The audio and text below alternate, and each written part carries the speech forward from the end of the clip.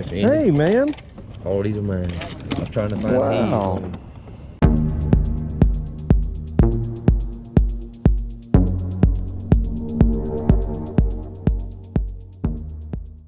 What's up, everybody? It's your boy Emceemur here, and welcome back to the Emceemur Show, where real stuff happens. That's right. And most importantly, welcome back to a new episode of Flea Market Flippin. Now, before we get started, I need you to go ahead and drop a like on this video. Go ahead, drop a like. And if it's your first time here on the channel, make sure you subscribe to the Emceemur Show and be a part of what we got going on here. It's freezing cold today, and you never know how that's going to play out as far as, are people going to be here? Are they not going to be here? But either way, I got a call back this week from one of my sellers who is going to meet me up here. He's got some games for me to look at, so we know, as always, we're not going away empty-handed. I've got to look around some more, though. I hope this is just the tip of today's action iceberg.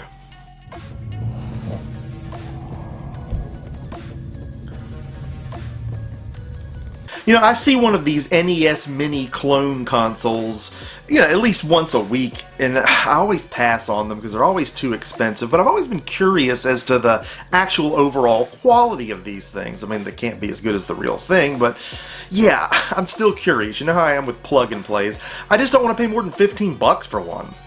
The NES Mini to me was just a triumph in all aspects. The games look so great on it, and I love the user interface and the music, everything about this machine, everything that was going on around the time of its launch. It just really makes me happy. Again, though, I'm curious about these units. I just don't want to overpay for them. How much you getting on these? Okay. $20 isn't bad, because these things recently have spiked up to as high as $35 online, but still, I know these things are going to have their limitations. The builds on them may not be much better than the dollar plug-and-plays we pick up from time to time, and it's an AV connection too, and not HDMI. Once again, I think I'm going to hold off. Have any of you tried one of these knockoff units? Comment below and let me know what you think about them if you have, because I love getting a conversation going with you right here on the show.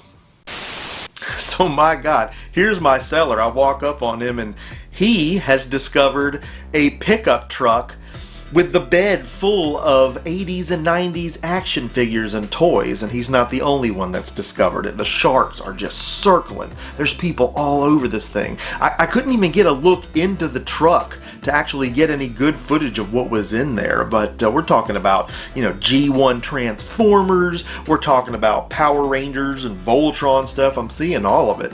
It's wild to walk up on something like this. These are mine, Mr. Indy. Hey, man. All these are mine. I was trying to find Wow. these.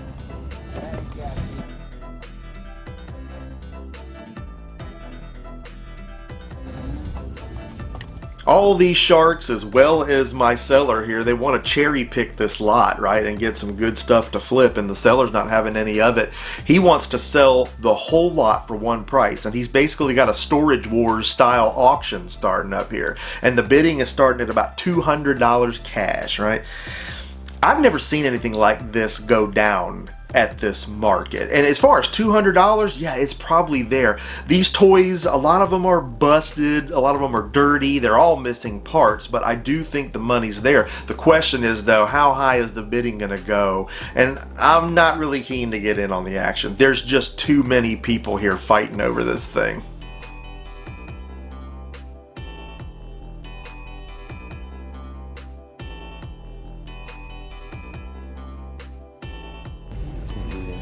That's cool stuff right there.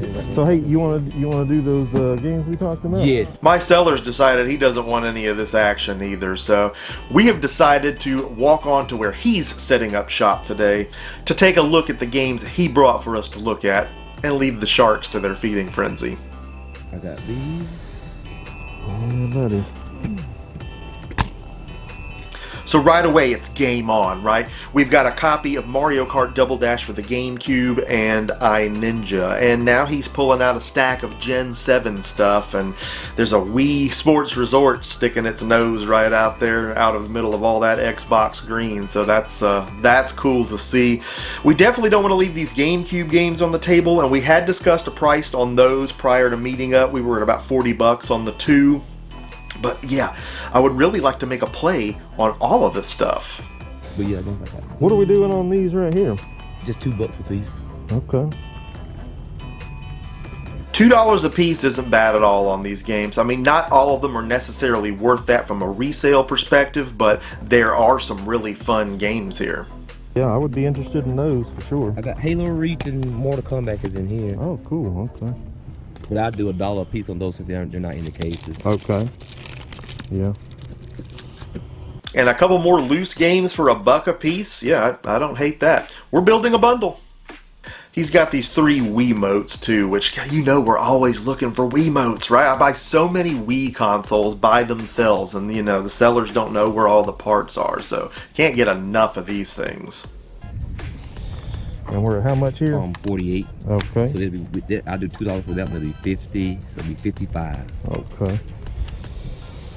So we're settling on $55 for the whole lot, and I'm thrilled with that. You probably don't need me to tell you that that Mariokart, if it works, is worth more than we paid for this whole pile. Let's take a closer look at the games that we're getting in this lot. I've never played iNinja, and it's not really a cheap game. I'm definitely interested in it, because ninjas. Do you have experience with this game? Comment below because you know that I love getting a conversation going with you. The main course of this lot is obviously Mario Kart Double Dash. I got a complete copy of this game on the 2nd episode of this series for practically nothing, and thank God I did. Just this disc alone is worth what we paid for everything here. Crazy values now on Gamecube games.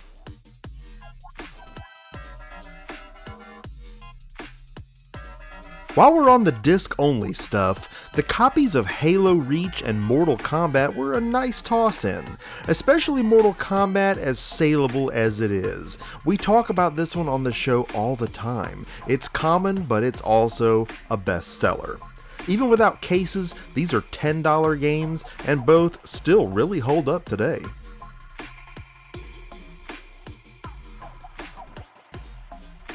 This Advanced Warfare case is water damaged and it's a lost cause.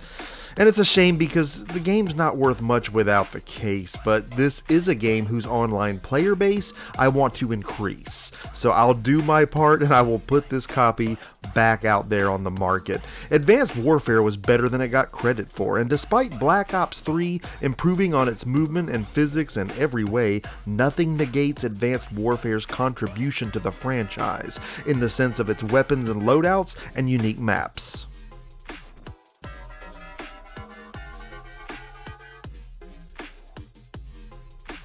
Angry Birds. Hey, people buy it, but it always makes me think of fat hillbillies at Walmart. I mean, at one point, all clothing in Walmart stores had Angry Birds on all of it. Angry Birds! Then sales declined, so they got Star Wars Angry Birds. No one wants this crap, so slap a Vader helmet on the bird and we're good to go, right? Angry Birds! Angry Birds! Angry Birds! Dude. I mean, again, it's not a worthless game, and this copy is in good shape. Probably because Baby Junior Jim Bob only played it once and then went back to picking his butt and sniffing his fingers. The Transformers Cybertron games rocked. You have opposing Decepticon Autobot campaigns to play, and action-packed multiplayer with a MyOff option. However, the online is shut down for this game, and I'm really disappointed about that. I beat this game ages ago, and it's the tried and true third-person combat we love in our Transformers games. Or Bayformers, if you're into that. This game is a great addition to the pile because the Cybertron games are sought-after bestsellers and really aren't cheap anymore. Hitman Blood Money keeps with the tradition that Hitman games are mediocre and worth nothing. I remember a big to-do at the launch for Hitman Absolution, and 4 days later, our GameStop had 5 drawers full of Hitman trade-backs. I mean, come on. And the next week after, they hit the bargain rack, and they stayed there. And eventually the $5 dung heap, too. These games always looked and played like last gen, and there are probably worse things to play through, but the numbers just don't lie. Unless you're a fan, leave Hitman games where you find them. Then we have a Wii Sports Resort, which I'll probably hang on to for a GameStop trade promo on down the line. You know, when you tack that on, they're still really overpaying for this game. And we already talked about in a recent episode about all the reasons why trade credit at GameStop can end up just as good as cash in the long run. There's news on that front too, though, and it's not necessarily good, but we'll touch on that in a future update episode. Speaking of GameStop, this Darksiders 2 is a $1 grab at GameStop, so I don't know why I left it in the stack, but it's a good game and it's in good shape, so whatever.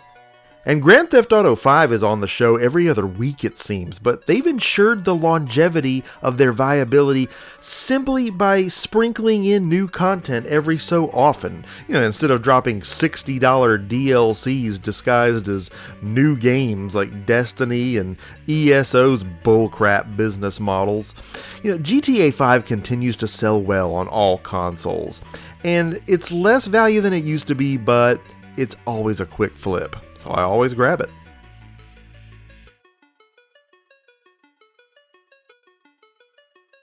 All in all, this is a fun stack of games worth a lot more than we paid. Especially with the bonus Wiimotes that we didn't even know about. A lot of easy quick flips here, and of course we'll be putting that money right back into the project. Man, I'm going to tell you what, I walked around for the rest of the morning and just didn't see anything worth picking up. I found, you know, lots of smelly old DVDs, a sports game here or there. I found some really old football cards too, some 1976 tops, and I picked those up. But as far as games, that was it today. But you know, if that's it, that's still a decent it. We never come away from this place empty-handed, so I'm happy with what we got today. Another adventure. Hopefully next time there'll be even more to look at. You never know how big you're gonna hit it. You just know you're pretty much always gonna hit it.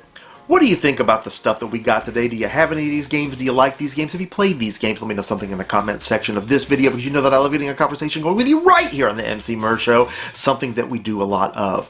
More action, more pickups, more adventures coming your way on the show real soon. So I hope that you like this episode, that you're going to drop a like on this video, and most importantly, if you have not already done so, I'm going to need you to subscribe to the Emceemur Show and be a part of our nation, because we're rising up all the fantastic things we do right here on the show. You need to be a part of it. Make sure that you smash that notification bell, so you're always first to know when new content goes live. Content just like this flea market flipping episode right here. You know that I love making them for you, and you know that there's a bunch more coming very soon.